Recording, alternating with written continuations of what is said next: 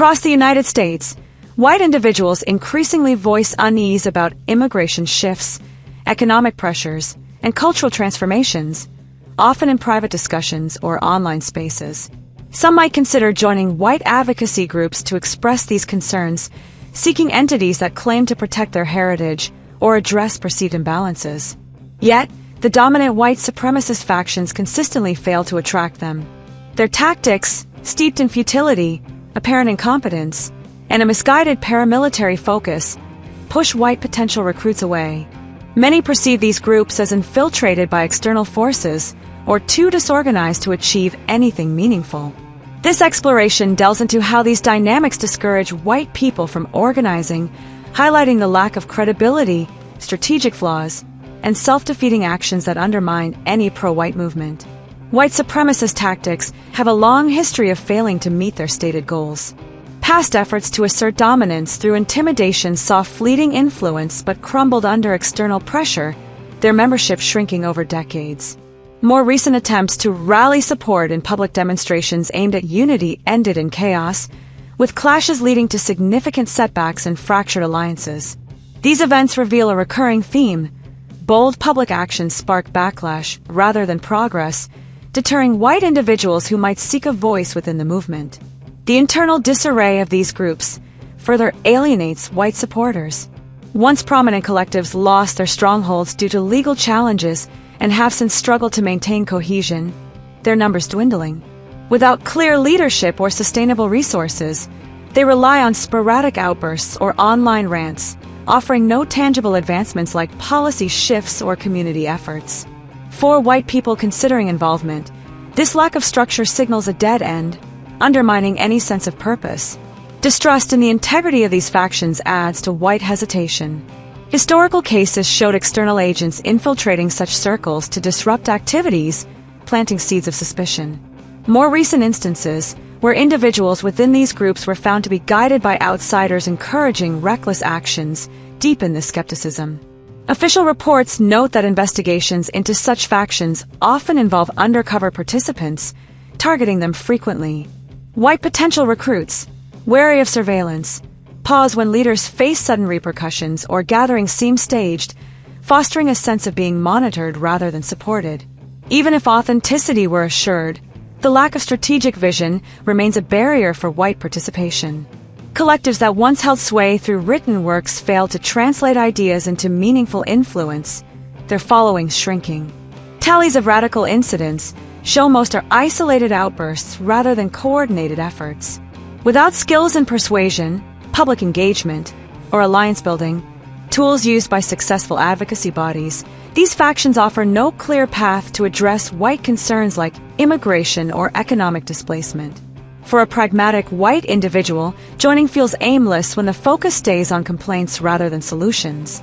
The paramilitary approach, a defining trait of some factions, further distances white supporters. Recent gatherings in secluded areas featured physical drills and tactical exercises, only to result in leaders facing consequences for planned aggression, as noted in official records.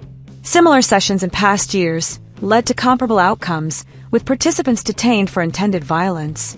In an era where influence spreads through digital networks and intellectual debates, such methods appear outdated, deterring white people who see no relevance to modern challenges. This paramilitary focus also creates discomfort among white individuals. Visual records from these gatherings show participants issuing commands to one another, a style that clashes with those seeking dialogue over authority.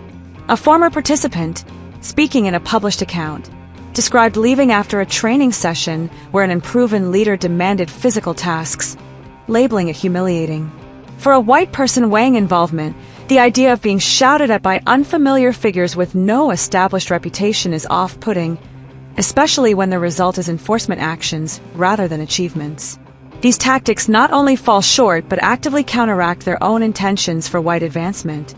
Past displays of aggression prompted stricter societal controls, with legal measures expanding oversight in subsequent years.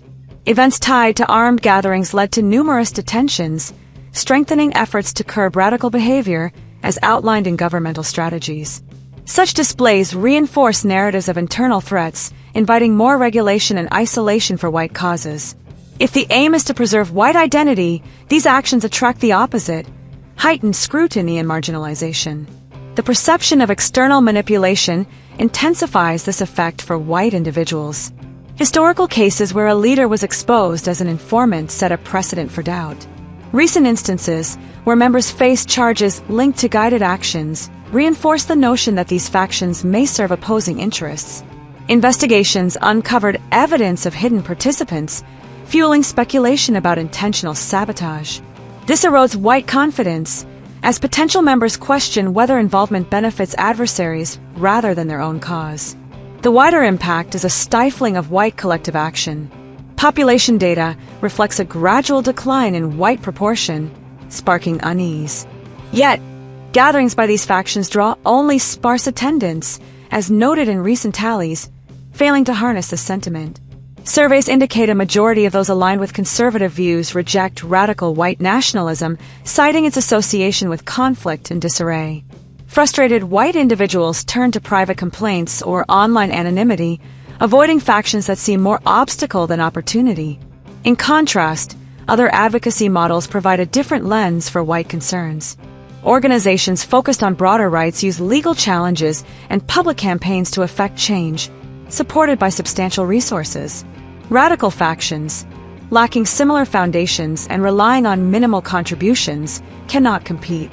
This disparity highlights why their methods, from secluded drills to public clashes, fail to resonate with white people seeking practical outcomes.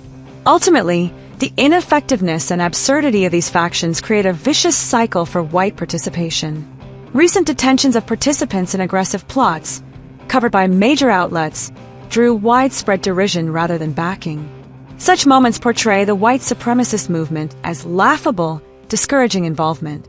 For every white person considering advocacy, the sight of floundering militaristic efforts or enforcement actions underscores a harsh reality: these approaches don't succeed, and joining risks mockery over meaningful impact.